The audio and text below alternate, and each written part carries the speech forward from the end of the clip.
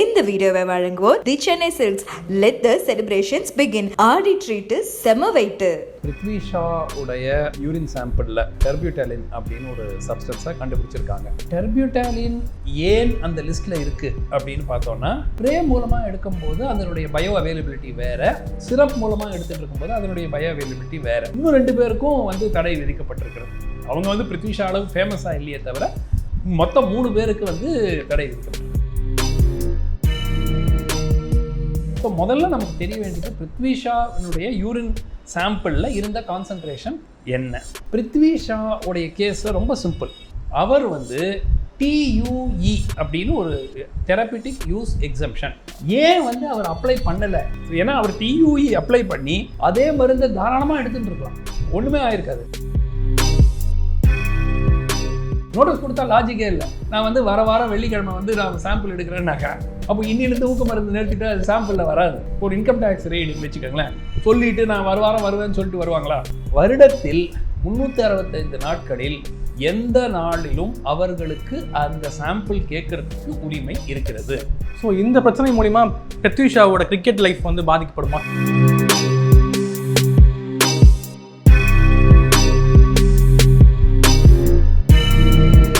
வணக்கம் சார். வணக்கம். சமீபத்தில் இந்திய அணியோட ஃபியூச்சர்னு சொல்லப்பட்ட பிருத்வி ஷா ஊக்க மருந்து சர்ச்சையில் சிக்கியிருக்காரு. அவர் 8 மாதம் டீமுக்குள்ளே விடாமல் இது பண்ணியிருக்காங்க, பேன் பண்ணியிருக்காங்க. ஸோ அதை எப்படி சார் பார்க்குறீங்க? பிருத்வி ஷா உடைய யூரின் சாம்பிளில் சிறுநீரக சாம்பிளில் அவங்க டெர்பியூட்டாலின் அப்படின்னு ஒரு சப்ஸ்டன்ஸை கண்டுபிடிச்சிருக்காங்க.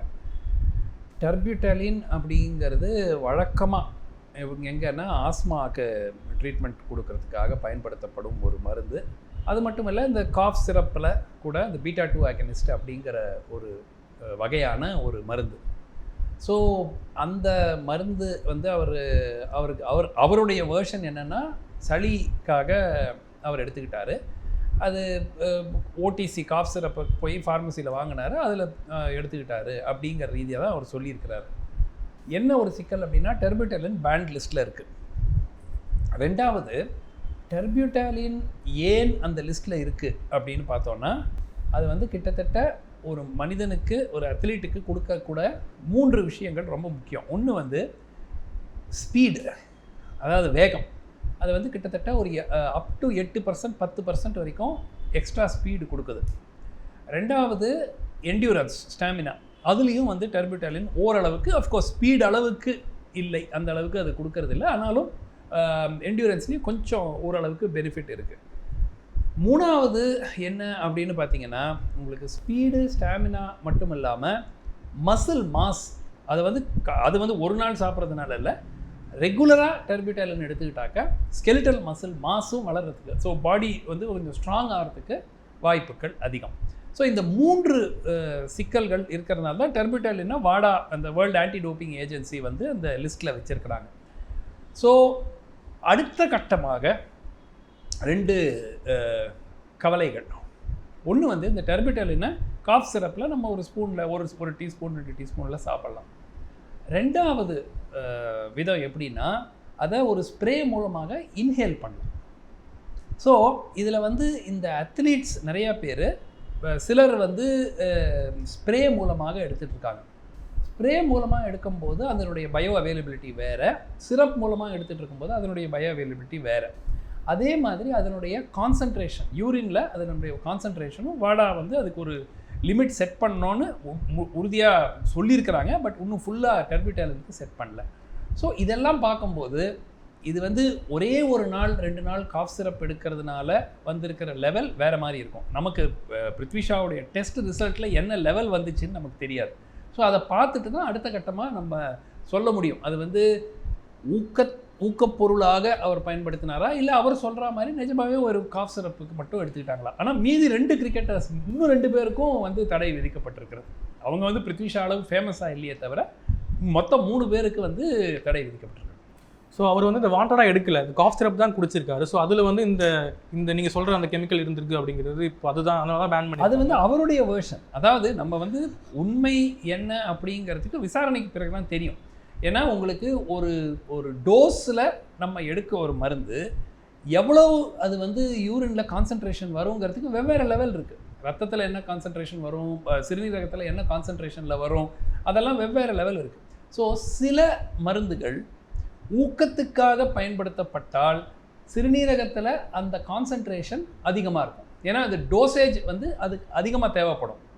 சாதாரணமாக ஒரு இருமல் சளிக்கு சாப்பிட்ற ஒரு காஃப் சிரப் ஒரு நாளைக்கு காலையில் ஒரு ஸ்பூன், நைட் ஒரு ஸ்பூன் எடுத்துக்கிட்டாங்கன்னா அந்த கான்சன்ட்ரேஷனில் அது யூரினில் வருமா? வராது. அதே மாதிரி ஹை டோஸில் நீங்கள் எடுக்கிறீங்கன்னா கான்சன்ட்ரேஷன் அதிகமாக இருக்கும். ஸோ முதல்ல நமக்கு தெரிய வேண்டியது பிருத்வி ஷாவினுடைய யூரின் சாம்பிளில் இருந்த கான்சன்ட்ரேஷன் என்ன. அதை வச்சு தான் வந்து அவர் சொல்கிறது போல் ஒரு 2 நாள் காஃப் சிரப் சாப்பிட்டாரு அதனால தான் வந்துச்சு அப்படிங்கிறதா, இல்லை வேறு ஏதாவது ஒரு காரணம் பல நாட்களாக எடுத்துக்கொண்டிருந்தாரா அப்படிங்கிறத நம்ம முதல்ல தெரிஞ்சுக்கணும். அது வந்து இப்போ as of now அவர் சொல்கிறது தான் நமக்கு எடுத்துக்கணும். ஏன்னா நான் இருமல் சளி இருந்துச்சு, நான் இருமலுக்காக நான் ஒரு சிரப் வாங்கினேன், அந்த சிரப் சாப்பிட்டதுனால வந்துச்சுங்கிறது தான் இன்றைக்கி எடுக்க வேண்டிய ஒரு சுச்சுவேஷன்.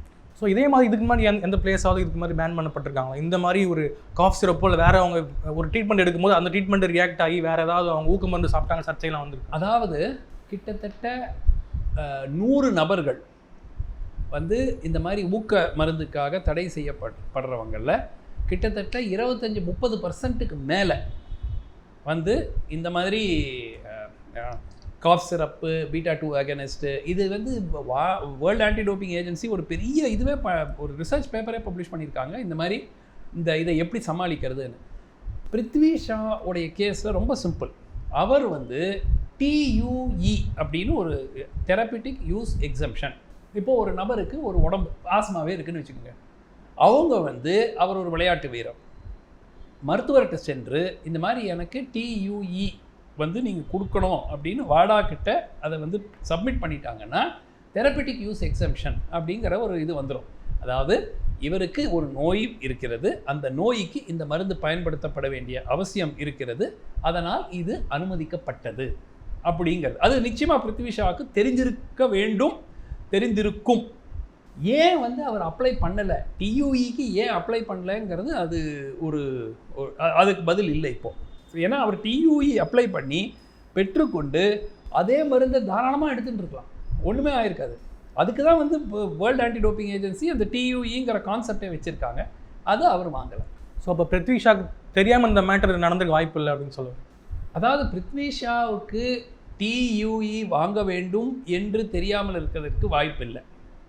அஃப்கோர்ஸ் அவர் 19 வயது தான் இப்போது, ஆனால் அவர் கிட்டத்தட்ட 1.5 வருஷமாக சர்வதேச லெவலில் விளையாடிட்டு இருக்கார். ஸோ எல்லா சர்வதேச ஸ்போர்ட்ஸ் பர்சனுக்கும் இது சொல்லிவிடுவாங்க, உங்களுக்கு மருத்துவ ரீதியாக ஏதாவது வேணும்னா ஒரு ப்ரிஸ்கிரிப்ஷன் வாங்கிக்கோங்க, அந்த ப்ரிஸ்கிரிப்ஷன் காப்பியை நீங்கள் சப்மிட் பண்ணிங்கன்னா TUE கொடுப்பாங்க, தெரபிட்டிக் யூஸ் எக்ஸம்ஷன், அது மூலமாக நீங்கள் அந்த மருந்தை எடுத்துக்கலாம். அப்போது அந்த சோதனையில் அந்த மருந்து கிடைச்சா கூட அது வந்து உங்களுக்கு எதிராக வந்து உங்களுக்கு பேன் வராது அப்படிங்கிறது. அது வந்து தெரியாமல் இருக்கிறதுக்கான வாய்ப்பு இல்லை. அவர் சொல்கிறாரு எனக்கு அது மறந்துட்டேன், ஆர் அந்த டைமில் எனக்கு தோணலை, நான் பண்ணது தப்பு, ஏன்னா எனக்கு அந்த மாதிரி அதை இன்ஃபார்ம் பண்ணியிருக்கணும் அப்படின்னு சொல்லியிருக்காரு. ஸோ அவரும் வந்து தப்பு செய்யலை அப்படிங்கிறது அவர் சொல்லலை. ஆனால் வேண்டுமென்றே ஊக்கம் மருந்தாக அதை படுத்தலைங்கிற மாதிரி தான் அவர் சொல்லியிருக்காரு. தெரியாமல் ஒரு காஃப் சிரப் சாப்பிட்டேன்னு தான் சொன்னார். ஸோ பொதுவான கேள்வியான ஊக்க மருந்து சோதனை அப்படிங்கிறது எப்படி நடத்தப்படுது, எந்த மாதிரி டைப்ஸ் இருக்குது, அதில் எப்போ நடத்தப்படுது, இந்த மாதிரி கேள்விகள்லாம் இருக்குது. மெயின் விஷயம் என்னன்னு நம்ம பார்க்கணுன்னா, ஊக்க மருந்து சோதனைங்கிறது வருடம் முழுவதும் நடத்தப்படும் ஒன்று. எல்லா விளையாட்டுலையும், பிரதான விளையாட்டுகளில், அதாவது ஒரு காம்படிஷனுக்கு முன்னாடி தான் நடத்தினாக்கா காம்படிஷனுக்கு 2 வாரம் 3 வாரம் முன்னாடி நிறுத்திடுவாங்க, ஊக்க மருந்து எடுக்கிறத நிறுத்திடுவாங்க. அதனால தான் அவங்க என்ன சொல்கிறாங்க, திடீர்னு ஒரு நாள் ட்ரைனிங்கில் போய் சாம்பிள் கேட்பாங்க. பும்ரா கூட. ஸோ பும்ராக்கு எல்லாம் அது பும்ரானா நம்ம இந்தியர்களுக்கு மட்டும் இல்லைங்க, உலகத்தில் இருக்கிற எல்லா விளையாட்டு வீரர்கள், எல்லா நாட்டை சேர்ந்த விளையாட்டு வீரர்களுக்கும் இது பொதுவான ஒன்று. நீங்கள் உங்கள்கிட்ட வந்து அவங்க நோட்டீஸ் கொடுக்க மாட்டாங்க. நோட்டீஸ் கொடுத்தா லாஜிக்கே இல்லை. நான் வந்து வாரம் வெள்ளிக்கிழமை வந்து நான் சாம்பிள் எடுக்கிறேன்னாக்கா அப்போ இன்னிலேருந்து ஊக்க மருந்து நிறுத்திட்டு அது சாம்பிளில் வராது. ஸோ நோட்டீஸ் கொடுக்க முடியாது. இது ஒரு சர்ப்ரைஸ் செக். ஒரு இன்கம் டேக்ஸ் ரெய்டுன்னு வச்சுக்கோங்களேன், சொல்லிவிட்டு நான் வாரம் வருவேன்னு சொல்லிட்டு வருவாங்களா? ஸோ அது மாதிரி ஒரு இமீடியட் செக்.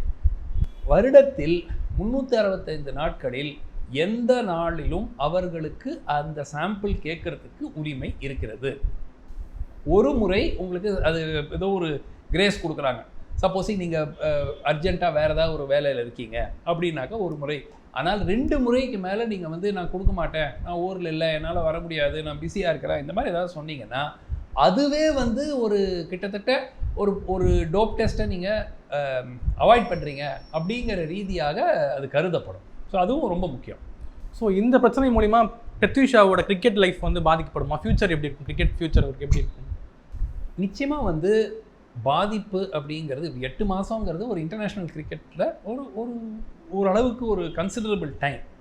ஸோ அவர் திரும்பி வரும்போது அவர் எந்த மாதிரி ஃபார்மில் இருப்பார், எந்த மாதிரி மென்டல் ஃப்ரேம் ஆஃப் மைண்டில் இருப்பார், அதுவும் பிசிசிஐ இப்போ வந்து இது மேற்கொண்டு இதுக்கு ஒரு விசாரணை நடத்த போகிறாங்களா, இல்லை அவர் சொன்னதை அப்படியே எடுத்துக்கிறாங்களா, அதுவும் வந்து ஒரு மிக முக்கியமான பாயிண்ட்.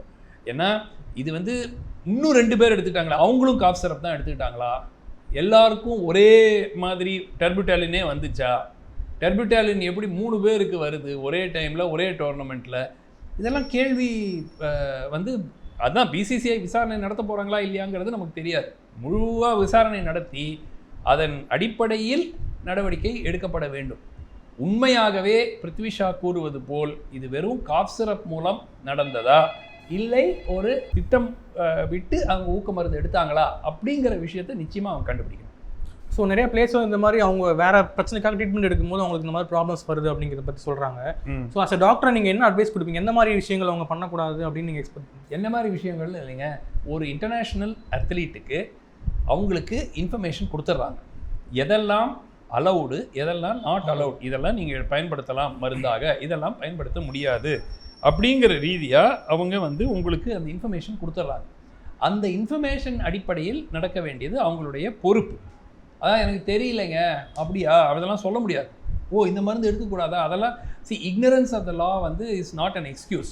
நம்ம எல்லாமே திருடக்கூடாதுன்னு எனக்கு தெரியவே தெரியாது அப்படின்னு சொல்ல முடியாது.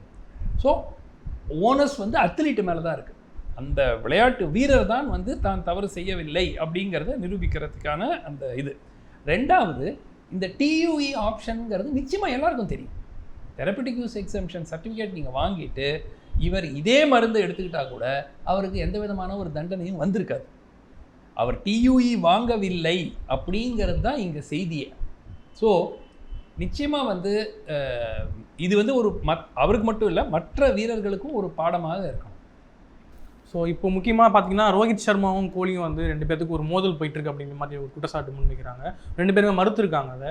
ஸோ அந்த விஷயத்தை எப்படி பார்க்க, இந்த விஷயம் அது வந்து நம்ம கோலி சொல்கிறது தாங்க ஏற்றுக்கணும். அது வந்து எந்த விதமான ஒரு வெளிப்படை ஆதாரம் இல்லை. ஏதோ இந்த அக்கௌண்ட்டை டெலீட் பண்ணிட்டாங்க, இன்ஸ்டாகிராம் அக்கௌண்ட்டை அன்ஃபாலோ பண்ணுறாங்கங்கிறதெல்லாம் வச்சு நம்ம ஒரு ரிஃப்ட் இருக்குது அப்படிங்கிற ஒரு பிரச்சனை இருக்குது அப்படிங்கிறத நம்ம உருவாக்க முடியாது. ஸோ என்னை பொறுத்த வரைக்கும் அவங்க என்ன சொல்கிறாங்களோ வெளிப்படையாக அவங்க வந்து சொன்னாங்கன்னா எஸ், அதுக்கப்புறம் நம்ம அதை எடுத்துக்கலாம். இல்லாட்டி நிஜமாகவே அவங்களுக்குள்ள தகராறு இருக்குங்கிறது அதுக்கு முகாந்திரம் ஆதாரம் ஸ்ட்ராங்காக இல்லை. ஸோ இந்த வேர்ல்டு கப் முன்னாடியே இந்த பிரச்சனைகள் இருந்திருக்கு, அதனால தான் வேர்ல்டு கப் நம்மளால் வந்து சரியாக பெர்ஃபார்ம் பண்ண முடியும் அப்படிங்கிற மாதிரியான விஷயங்கள் நிறைய பேர் வைக்கிறாங்க. இல்லை அதெல்லாம் நான் வந்து ஏன்னா ரோஹித் சர்மாவை விட வேறு யார் வேர்ல்டு கப்பில் பிரமாதமாக விளையாடினாங்க. ஸோ ஒரு ரெக்கார்டை சாதனை படைக்கும் அளவிற்கு 5 சதங்களை அடித்து அவர் தான் பர்ஃபார்ம் பண்ணியிருக்காரு. அதெல்லாம் வந்து இவங்களுக்குள்ளே இருந்த தகராறுனால தான் செமிஃபைனலில் தோற்று போனோங்கிறதெல்லாம் நான் ஏற்றுக்க மாட்டேன். நன்றிங்க. இந்த வீடியோவை வழங்குவோர் the Chennai Silks. Let the celebrations begin. Aadi treat செம வெயிட்.